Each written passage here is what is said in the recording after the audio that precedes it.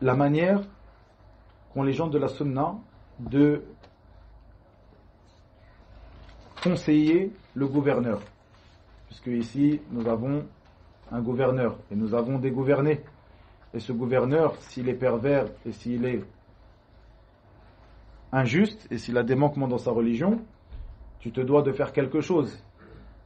C'est par cela, par cette porte-là, que passe Al-Khawarij pour faire tomber les jeunes dans leur filet.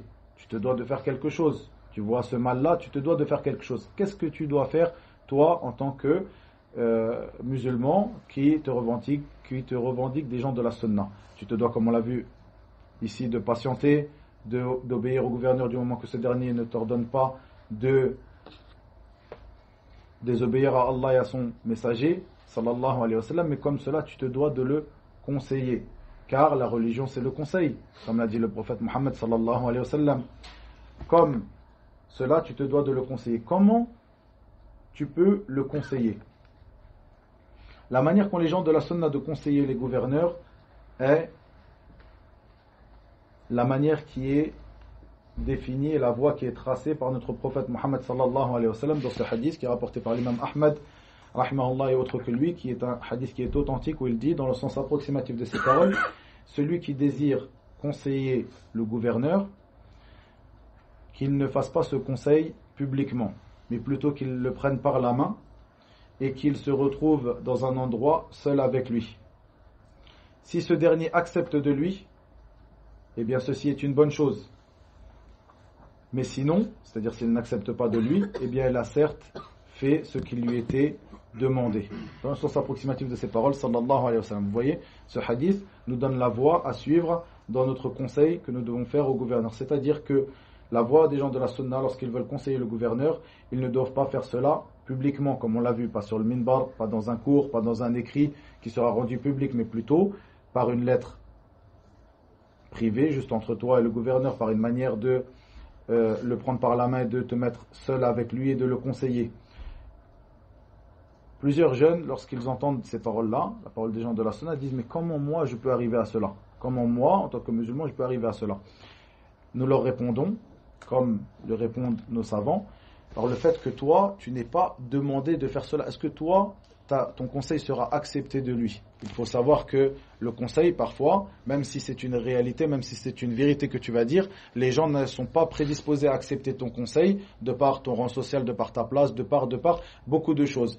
Comme cela, le gouverneur, si ce dernier ne te connaît pas, tu fais partie des musulmans lambda, eh bien, pourquoi est-ce qu'il t'écouterait, sachant que le gouverneur, il a beaucoup de choses à gérer, le gouverneur d'un pays qui il a donc toutes les affaires qui ont attrait à ce pays à gérer. Pourquoi il prendrait ce temps à t'écouter, toi, un musulman lambda qui viendrait frapper à sa porte? Et bien souvent, tu ne peux pas arriver à sa porte. Donc ce qui t'incombe, c'est le fait de revenir aux gens de science. Et les gens de science, c'est à eux de faire ce travail-là. Les gens de science, c'est à eux de faire ce travail-là. Donc nous, les musulmans lambda, nous sommes suiveurs de nos gouverneurs et de nos gens de science. C'est-à-dire que les savants, ceux qui sont autour du gouverneur, c'est à eux de faire ce travail-là, et ce travail-là, ils le font. Walillahi alhamd. Et toi, il ne t'est pas demandé, ou il n'est pas demandé à tout à chacun de faire ce travail, d'aller frapper à la porte du gouverneur et de lui donner ce conseil. Plutôt, il te convient de suivre les indications du prophète Muhammad sallallahu alayhi wa sallam, selon ce qu'ont compris les Sahaba et les pieux prédécesseurs, nos pieux prédécesseurs de cette communauté, rahimahumullah, wa radiyallahu anhum ajma'in, et il te convient de suivre les savants de la sunna, et ils se chargeront de cela, comme cela.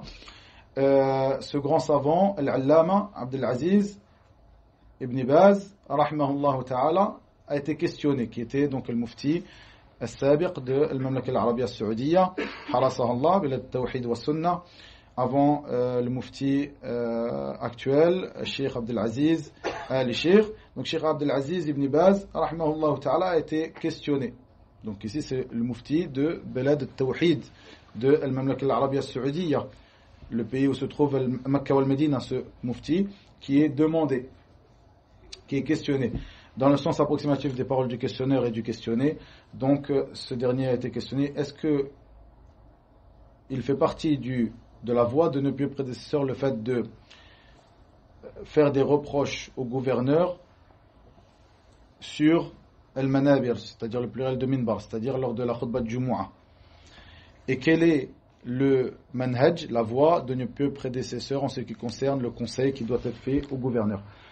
Cheikh Ibn Baz, rahimahullah ta'ala, de répondre dans le sens approximatif de ces paroles, ceci ne fait pas partie du manhaj de nos pieux prédécesseurs, le fait de mettre en avant les défauts des gouverneurs et de rappeler ceci du dessus des manabir, pluriel de minbar, c'est-à-dire lors de la khutbah de Jumu'ah, car cela amènera à un grand mal, amènera à la discorde au sein des musulmans et amènera au fait que les musulmans seront amenés à ne pas écouter, à ne pas obéir à leur gouverneur et à se disputer à propos de cela, et cela ramènera un grand mal et ne ramènera pas de bien. Ceci est la parole approximative de Cheikh Ibn Baz par rapport à cela, rahimahullah ta'ala.